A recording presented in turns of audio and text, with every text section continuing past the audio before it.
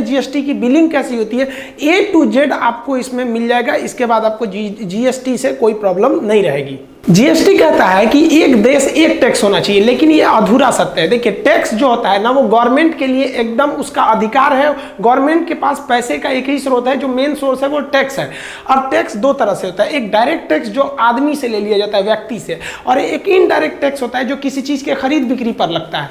तो indirect tax भी कई तरह के होते थे। कस्टम ड्यूटी होती थी, कोई विदेश से सामान मंगा दिए तो excise duty, service tax, sale tax, VAT, जिसमें वैट बहुत ज्यादा फेमस था। तो ये इनडायरेक्ट टैक्स जो है, यहाँ तो आपको 4-5 दिखा रहे हैं, ऐसे 17 टैक्स। तो इन 17 टैक्सों को आपस में मर्ज कर दिया गया, और जो ये इनडायरेक्ट टैक्स था, इनडायरेक्ट टैक्स को खत्म करके इसी के जगह पे लाया गया जीएसटी। तो जीएसटी भी क्या होगा, एक इनडायरेक्ट टैक्स होगा। तो आप बताइए, क्या ये वन नेशन वन टैक्स हुआ? ये तो केवल इनडायरेक्ट टैक्स को घटाया। डायरेक्ट टैक्स में कोई भी बदलाव नहीं है। आज भी आपको डायरेक्ट टैक्स देना है। सेंट्रल गवर्नमेंट का कॉर्पोरेशन टैक्स जो होता है, निगम कर, वो काफी ज्यादा उससे इनकम होता है। तो डायरेक्ट टैक्स में नहीं, ये इनडायरेक्ट टैक्स है, ये आपका जीएसटी, और ये खरीद बिक्री पर आपको देना पड़ता है। अब बात करते हैं कि ये जीएसटी देना किसको पड़ेगा। तो 3 ही लोग को देना पड़ेगा। ध्यान से समझिए, जिनका सालाना टर्नओवर, लेन देन 20 लाख का है। देखिए, ये 20 लाख प्रॉफिट नहीं है। मान लीजिए कि हमने कभी 20 लाख का माल मंगाए और 20 लाख के सामान को बेचे और हमको 21 लाख हुआ, तब तो हमारा तो लेन देन ही वाला ही 20 लाख हो गया। अब आपको कितना प्रॉफिट हो रहा है इससे मतलब नहीं है। आप 20 लाख वाले कैटेगरी में आ गए, आपको अब जीएसटी भरना पड़ेगा, पहला।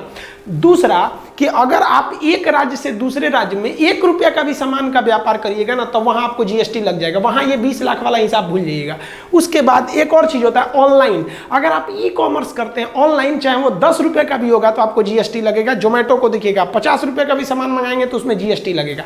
ये 20 लाख का जो रेशियो है, ये पहाड़ी क्षेत्र जैसे अरुणाचल प्रदेश वगैरह, वहां 20 लाख के बिजनेस का मतलब बहुत बड़ा दुकान हो जाएगा। तो वहां पहाड़ी एरिया में जनसंख्या कम होती है, तो वहां पर कुछ पहाड़ी वाला एरिया, वहां ये इसकी कैटेगरी 10 लाख ही रखी गई है। तो वो स्पेशल केस है, जनरल नहीं है।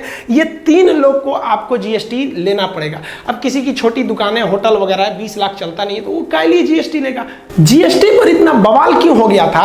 क्योंकि जीएसटी की टोटल 4 टाइप है, और लोगों को लग गया कि हमको चारों का चारों टाइप देना है। गलत है, आपको केवल 2 टाइप का जीएसटी देखना है। देखिए, जीएसटी जो है ना, सीजीएसटी, एसजीएसटी, यूटीजीएसटी और आईजीएसटी।